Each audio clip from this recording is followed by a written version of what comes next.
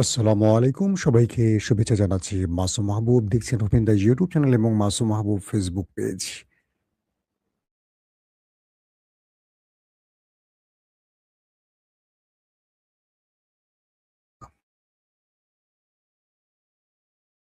আমি কথা বলছি। অর্থাৎ মাসুম মাহবুব ফেসবুক আর ওপেন দ্য ইউটিউব চ্যানেল এই দুটো হলো আমাদের। আর আমাদের ডকুমেন্টেশন এর জন্য একটা স্পেশাল চ্যানেল করা হয়েছে ওপেন ভিউ টিভি। আর সেখানে আপনারা দেখলে বুঝবেন নতুন একটি চ্যানেল ওপেন ভিউ টিভি। এই ৩ টির বাইরে আমাদের কোনো প্ল্যাটফর্ম নেই। বাকিগুলো সব ফেক চ্যানেল। দর্শক যারা শিরোনাম দেখে ঢুকেছেন একেকজনের মনের মধ্যে একেকটা প্রশ্ন তৈরি হয়েছে যে ট্রাম্পের জন্য ইরানের হাত ছেড়ে দিচ্ছে চীন নাকি গলা ধাক্কা দিচ্ছে চীন। দুর্দান্ত কিছু খবর দেব, তারপর আপনারা পুরো বিষয়টি হয়তো স্পষ্ট বুঝতে পারবেন। যখন ট্রাম্প চীনে আছে তখন পাকিস্তান এবং চীনের সফরে আছেন তখন পাকিস্তান এবং ইরান কি করেছে? পাকিস্তান তার ফাত্তা-4 ক্রুজ মিসাইল পরীক্ষা চালিয়েছে। এটা নিয়ে আমি কালকে লাইভে বিস্তারিত বলেছি। একই সময় হরমুজ প্রণালীতে একটি অভিযান চালিয়ে ইরান মার্কিন স্বার্থ সংশ্লিষ্ট জাহাজকে আটক করেছে। অর্থাৎ ট্রাম্পকে বলে দিচ্ছে প্রতিবেশী দুটো মুসলিম দেশ ইরান এবং পাকিস্তান, তুমি যা কিছুই করো না কেন আমরা আমাদের অবস্থানে আছি।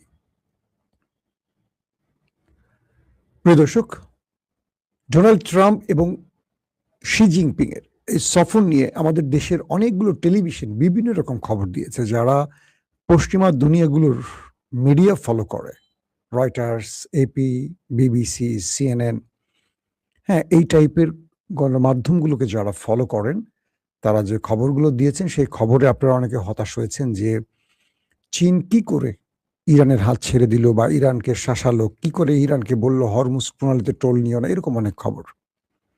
আমি এই বিষয়গুলোর উত্তর আপনাদেরকে দিচ্ছি একটা একটা করে, বাকি আরো অনেকগুলো বিষয় দেখব।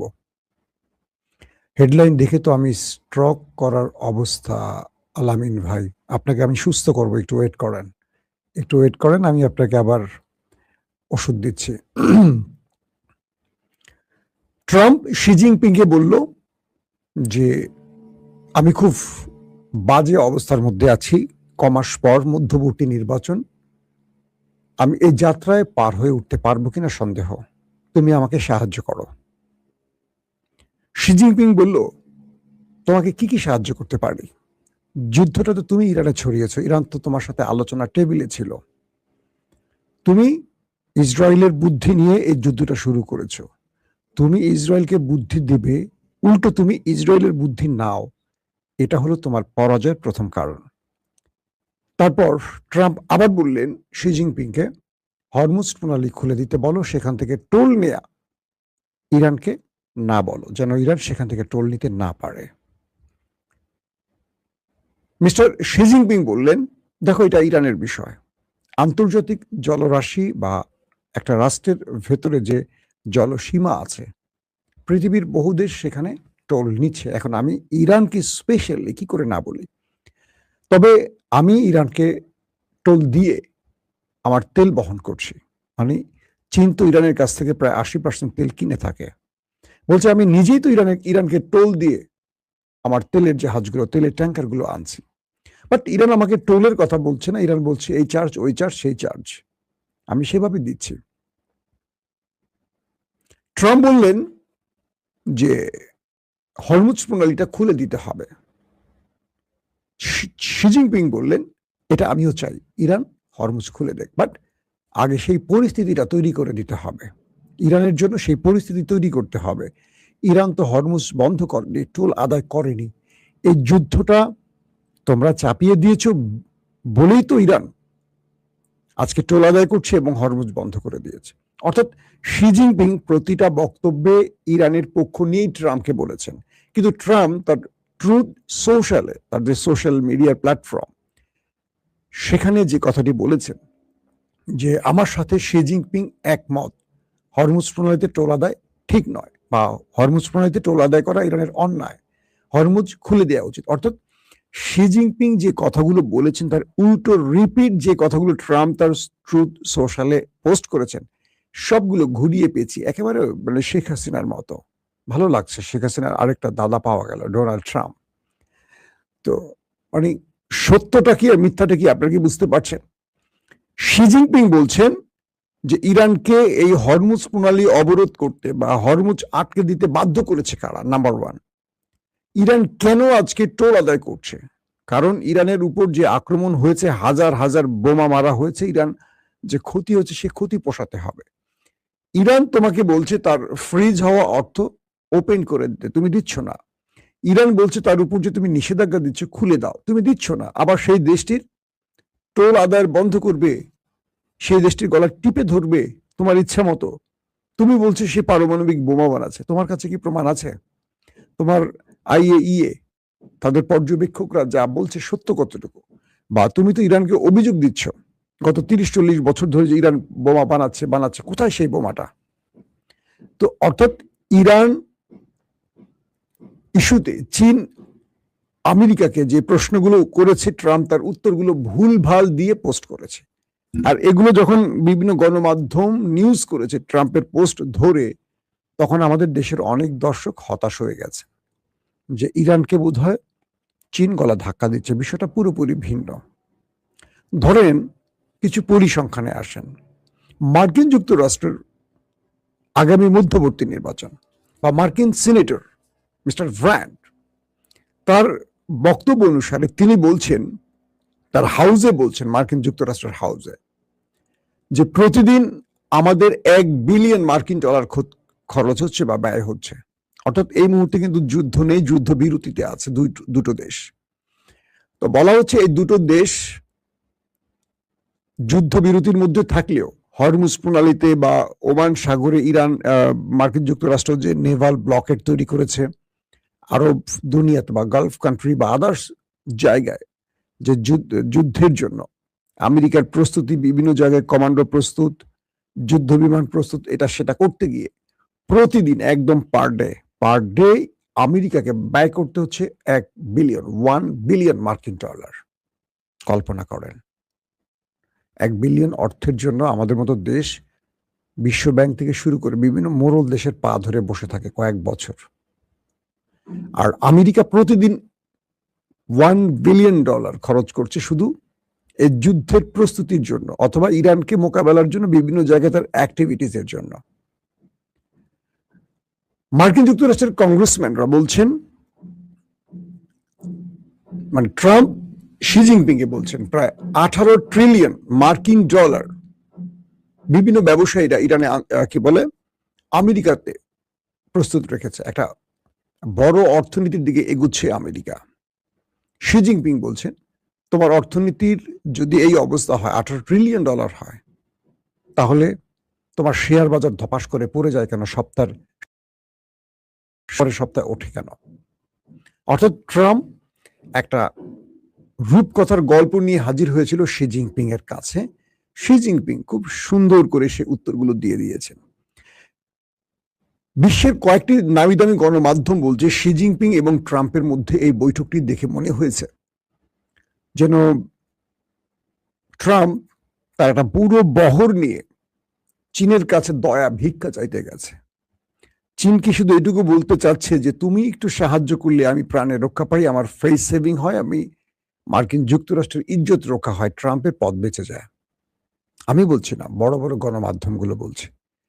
এবং আজকে দেখা যাচ্ছে যেই চীনকে দমন করতে, সাইজ করতে আমেরিকা এত স্যাংশন খেলা খেললো, এত নাটক করলো, এত যুদ্ধ ছড়ালো, এত কিছু করলো, সেই আমেরিকার প্রেসিডেন্ট ট্রাম্প চীনের দুয়ারে গিয়ে হাজির হয়েছেন ইরানকে বোঝাতে।